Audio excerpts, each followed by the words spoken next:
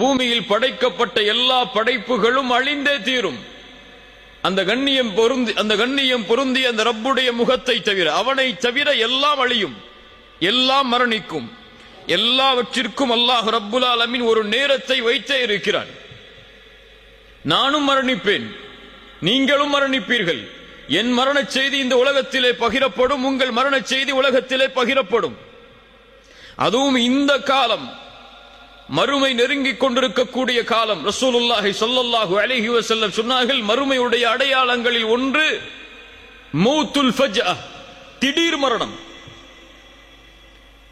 உறங்குவார், காலை எழுந்திருக்க மாட்டார், விளையாடி கொண்டிருப்பார், திடீரென்று நெஞ்சை பிடிப்பார், மரணித்து விடுவார்.